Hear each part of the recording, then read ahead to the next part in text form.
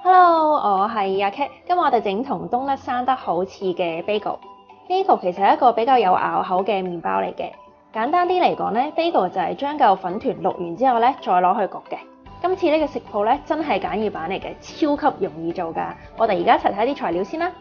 呢啲就係 bagel 個粉團需要嘅材料啦。呢啲就係今次做 bagel 嘅配料。好多時做麵包都會用到酵母㗎啦，咁所以第一件事就係攞啲暖水開咗個酵母先。溶咗啲酵母先嘅話呢個包係會發得好啲嘅。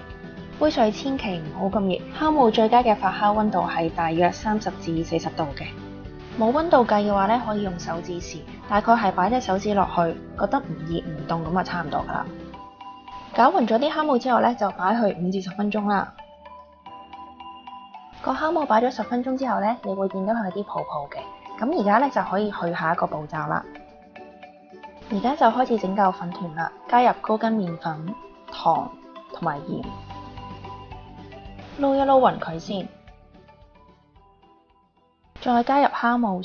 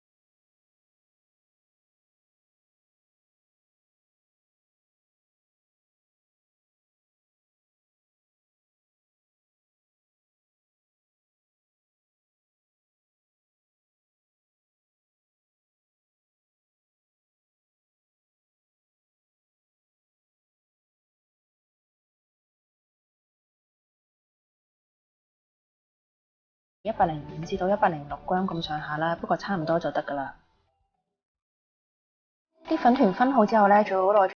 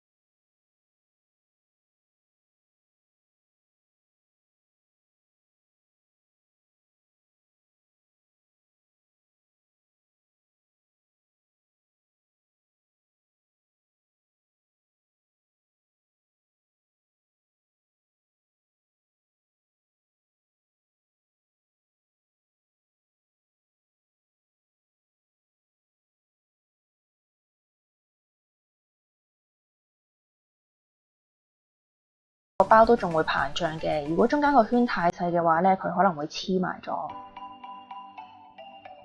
整好之後都係將佢哋擺返落保鮮紙入邊，等啲粉團休息10分鐘。喺啲粉團休息緊嘅時候呢，就可以溝咗啲配料先啦，加入芝麻、罌粟子同埋海鹽，將佢哋撈勻佢呢就 OK 啦。啲粉團 OK 之後就可以煲一煲滾水，跟住就可以將啲粉團擺落去啦。一般係每邊淥大概30至60秒，淥完之後就可以將佢哋潷起，停一停水。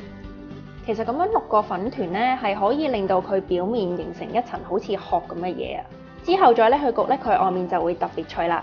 同時又係因為佢外面形成咗一層好似殼咁嘅嘢呢，個包喺焗嘅時候就唔會升得咁高啊，所以佢入邊嘅密度呢就會高一啲，口感上面就會變得比較有咬口同埋實淨一啲啦。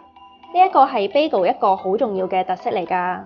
個麵團煲得越耐，個包咧就越有咬口同埋越實淨啦。咁我整呢個包嘅時候咧，係煲咗每邊大概60秒嘅。食落去咧，我就覺得真係超級煙韌啊，仲煙韌過嗰啲長發包入邊啊，其實咧，我都唔想煲咁耐嘅，大家睇片尾花絮就知㗎啦。個麵團淥完出嚟之後，要擎一擎水先。呢個步驟最好就唔好散辣啦，因為如果將一嚿表面好濕嘅麵團直接擺上牛油紙度再拎去焗嘅話，焗完出嚟個包會黐住張牛油紙，黐得好實嘅。而家就可以將啲配料擺上個粉團度啦。呢爐我諗住有2個係咩都唔落嘅，咁2個呢就係整芝麻加罌粟子，另外嗰2個呢就係整芝士。芝士味嗰個要鋪咁多芝士，咁樣先夠芝士味噶嘛。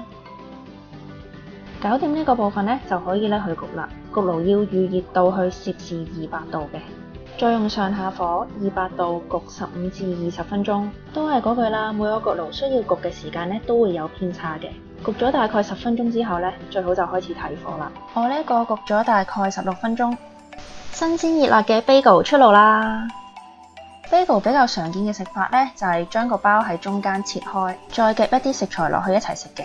今次整呢個呢，都係一個好普遍嘅食法，就係 cream cheese 加上煙三文魚、紅洋葱同埋一種叫時螺嘅香草，真係超正啊！仲有啲小 tips 要俾大家嘅。其實個芝士味咧係比另外嗰2隻款容易燶嘅，所以如果你想好似我咁一爐出晒3隻款，而又想另外嗰2隻款係燶啲嘅話咧，就可以先將個芝士味拎咗出嚟先，之後再俾原味嗰2隻款繼續焗耐啲。咁希望大家中意我今日嘅食譜啦！如果大家中意條片嘅話咧，就記得俾個 like 我同埋 subscribe channel 啦，拜拜。